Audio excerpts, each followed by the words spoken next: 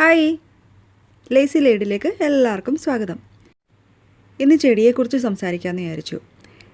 ഈ ചെടി എല്ലാവർക്കും പരിചിതമായിരിക്കുമെന്ന് ഞാൻ വിചാരിക്കുന്നു. നമ്മുടെ സാധാരണ നാട്ടിൽ കണ്ടുവരുന്ന മണി പ്ലാന്റ് ആണിത്. ഇതിനെ ഡെവിൾസ് ഐവി എന്നും പറയും.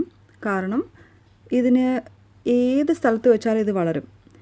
ഈ വെള്ളത്തിയിട്ടാലും മണ്ണിൽ വെച്ചാലും വളരും. അങ്ങനെ പെട്ടെന്നൊന്നും ഇതിനെ കൊല്ലാൻ പറ്റില്ല. അതുകൊണ്ടാണ് ഇതിന് ഡെവിൾസ് ഐവി എന്നും കൂടെ ഉള്ളൊരു പേരുള്ളത്. ഈ ചെടിക്ക് ഒരുപാട് വെറൈറ്റീസ് ഉണ്ട്. ഇപ്പോൾ ഞാൻ കാണിക്കുന്നത് ഗോൾഡൻ പോത്തോസ് ആണ്. ഇതുപോലെ തന്നെ മാർബിൾ ക്വീൻ ഉണ്ട്, സാറ്റിൻ ഉണ്ട്, എൻജോയ് ഉണ്ട്. അങ്ങനെ പല പല പേരിൽ പല പല വെറൈറ്റീസ് ഓഫ് പോത്തോസ് ഉണ്ട്. ഇതിനകത്തിപ്പോൾ ഒരു ചട്ടിക്കകത്ത് ഇങ്ങനെ ലഷായിട്ട് വളരെ തിക്കായിട്ട് വളർത്താതാണ് ഞാൻ കാണിക്കുന്നത്. നാട്ടിലത് വളരെ എളുപ്പം തന്നെ വളർന്നു വരും. ഞാനിപ്പോൾ ദുബായിലാണുള്ളത്. ഇവിടെ ഇപ്പോൾ ഇൻഡോറും ഔട്ട്ഡോറും ഇത് വളർത്താം. അപ്പോൾ നിങ്ങൾക്ക് ഇതുപോലൊരു പ്ലാന്റ്, ഒരു പോത്തോസ്, ഒരു ഗോൾഡൻ പോത്തോസ് നിങ്ങളുടെ കയ്യിലുണ്ടെങ്കിൽ അതെങ്ങനെയാണ് ഒരു ചട്ടിക്കകത്ത് നിറഞ്ഞു നിൽക്കുന്ന രീതിയിൽ എടുക്കാൻ പറ്റുന്നത് നോക്കാം. അപ്പോൾ നിങ്ങളുടെ കയ്യിലുള്ള പോത്തോസിൻ്റെ വൈൻസ് അല്ലെങ്കിൽ വള്ളികൾ അത് നമുക്ക് എങ്ങനെയാണ് അതേ ചട്ടിയിൽ തന്നെ ഫിക്സ് ചെയ്ത് അത് ഭയങ്കര തിക്കാക്കി മാറ്റാമെന്ന് നമുക്ക് നോക്കാം. ഇപ്പോൾ അത് വളരെ നീളത്തിൽ കിടക്കുന്ന ഒരു വള്ളിയാണെങ്കിൽ അത് മുറിച്ച് മാറ്റിയിട്ട് ആ വള്ളിയിൽ എത്ര ഇലകളുണ്ടോ അത്രയും നോട്ട്സ് നമ്മൾ കട്ട് ചെയ്തെടുത്തിട്ട് ഇതേ ചട്ടിയിൽ തന്നെ നമുക്ക് ഫിക്സ് ചെയ്ത് വയ്ക്കാം. അതായത് സ്പേസ് ഗ്യാപ്പ് ഉള്ളിടത്തൊക്കെ നമ്മൾ ഫിക്സ് ചെയ്ത് വയ്ക്കുക, നട്ട് വയ്ക്കുക.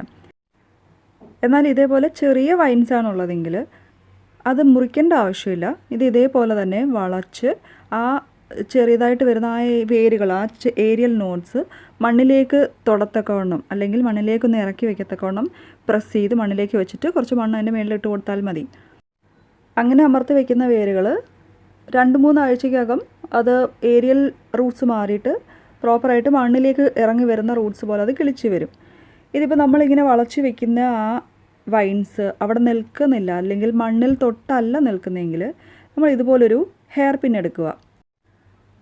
ആ ഹെയർ പിൻ ഉപയോഗിച്ച് നമ്മളുടെ ആ ഏരിയൽ റൂട്ട് എവിടെയാണോ ഉള്ളത് അവിടെ ഫിക്സ് ചെയ്തുകൊണ്ട് നമ്മൾ ആ മണ്ണിലേക്ക് പ്രസ് ചെയ്ത് വയ്ക്കുക. ഇങ്ങനെ ഈ ഹെയർ പിൻ ഇതിൽ ഫിക്സ് ചെയ്ത് വെക്കുന്നതുകൊണ്ടുള്ള ഗുണം എന്താണെന്ന് വെച്ചാൽ നമ്മൾ വെള്ളം ഒഴിക്കുമ്പോഴോ അല്ലെങ്കിൽ നമ്മൾ ചട്ടി ഒരിടത്തു നിന്നും മറ്റൊരിടത്തേക്ക് മാറ്റുമ്പോഴൊന്നും ഈ നമ്മൾ വേര് പിടിക്കാൻ വേണ്ടി വെച്ചിരിക്കുന്ന ആ വള്ളി മണ്ണിൽ നിന്നും വിട്ടുപോവില്ല. അതവിടെ തന്നെ ഈ ഹെയർ പിന്ന് കാരണം അവിടെ ഫിക്സായി തന്നെ ഇരിക്കും. നമ്മൾ ഇതുപോലെ വള്ളിയൊക്കെ വളച്ച് വേര് പിടിപ്പിക്കാൻ വേണ്ടി വെച്ച് കഴിഞ്ഞാൽ 2-3 ആഴ്ചക്കകം നല്ലപോലെ വേര് പിടിക്കും. അതിനുശേഷം വേണമെങ്കിൽ ഈ പിന്നെ നമുക്ക് എടുത്ത് കളയാവുന്നതാണ്. ഫ്ലാറ്റുകളിൽ താമസിക്കുന്ന എല്ലാവർക്കും ഒരു ബാൽക്കണി ഉണ്ടായിക്കൊള്ളണം എന്നൊന്നുമില്ല. അപ്പം കൂടുതലും ഇത് ഇൻഡോർ തന്നെ ആയിരിക്കും വയ്ക്കാറുള്ളത്.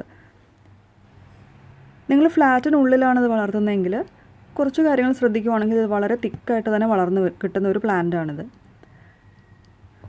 നല്ലപോലെ വെളിച്ചം കിട്ടുന്ന ഒരു സ്ഥലത്ത് വെച്ചിരുന്നാൽ മതി. അതായത് ഡയറക്റ്റ് സൺലൈറ്റ് അടിക്കരുത്. ജനലിൻ്റെ അടുത്ത് വെച്ച് ഡയറക്റ്റ് സൺലൈറ്റ് അടിക്കുവാണെങ്കിൽ ഇലയെല്ലാം വാടിക്കരിഞ്ഞു പോകും. ഡയറക്റ്റ് സൺലൈറ്റ് അടിക്കാത്ത ഒരു ജനലാണെങ്കിൽ അവിടെ വയ്ക്കാം, കുഴപ്പമൊന്നുമില്ല. അപ്പം അതല്ലാന്നുണ്ടെങ്കിൽ കുറച്ച് ഉള്ളിലേക്ക് മാറ്റി വയ്ക്കുക. പക്ഷേ നല്ല പ്രകാശം ലഭിക്കണം ഈ ചെടിക്ക്. അങ്ങനെയാണെങ്കിൽ നല്ല വലിപ്പമുള്ള ഇലകളും കിട്ടും. ഈ വേരിഗേഷൻസ് ഒന്നും പോവുകയില്ല. അടുത്തത് വെള്ളം ഒഴിക്കുന്ന കാര്യത്തിലൊന്ന് ശ്രദ്ധിക്കണം. ഒരുപാട് വെള്ളം കെട്ടി നിൽക്കത്തക്കോണം നമ്മൾ വെള്ളം ഒഴിച്ച് വയ്ക്കരുത്. നല്ലപോലെ ഡ്രെയിനേജ് ഉള്ള ഒരു ചട്ടിയായിരിക്കണം നമ്മൾ എടുക്കുക ഇത് വയ്ക്കാൻ. ഞാനിവിടെ റൂമിനുള്ളിൽ വെച്ചിരിക്കുന്ന മണി പ്ലാന്റിനൊക്കെ ആഴ്ചയിൽ ഒരിക്കലേ വെള്ളം ഒഴിച്ച് കൊടുക്കാറുള്ളൂ. അപ്പോൾ ഞാൻ വെള്ളം ഒഴിച്ച് കൊടുക്കാൻ വേണ്ടി ഒന്നെങ്കിൽ അത് ബാൽക്കണിയിലോ അല്ലെങ്കിൽ ബാത്റൂമിലെ ടബിനകത്തോ കൊണ്ടുവയ്ക്കും. എന്നിട്ട് ആ ഡ്രെയിനേജ് ഹോൾസിനകത്തൂടെ നല്ലപോലെ വെള്ളം വാർന്നു പോകത്തക്കോണം വെള്ളം ഒഴിച്ച് വയ്ക്കും. 2 മണിക്കൂറോളം അത് അവിടെ തന്നെ വെച്ചിരുന്നാൽ ആ വാർന്നു പോകുന്ന വെള്ളം എല്ലാം പോയി കഴിയുമ്പോൾ നമുക്കത് എവിടെയാണോ നമ്മുടെ ഇൻഡോറിൽ വെച്ചിരിക്കുന്നത് അവിടെ കൊണ്ടുവയ്ക്കാം. അതാകുമ്പം നമ്മൾ വീടിനകമൊന്നും പ്രത്യേകിച്ച് ഫ്ലാറ്റിനകമൊന്നും വൃത്തികേടായി പോവില്ല.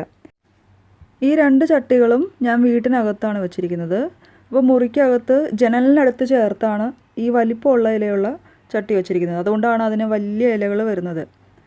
എന്നാൽ ഈ ചട്ടിക്കകത്ത് നോക്കുവാണെങ്കിൽ വളരെ ചെറിയ ഇലകളുമാണ്, മാത്രമല്ല ലെഗിയാണ്. അതായത് വളരെ നീളത്തിൽ അതിൻ്റെ തണ്ട് ഇങ്ങനെ മുകളിലോട്ട് പോയിട്ടുണ്ട്.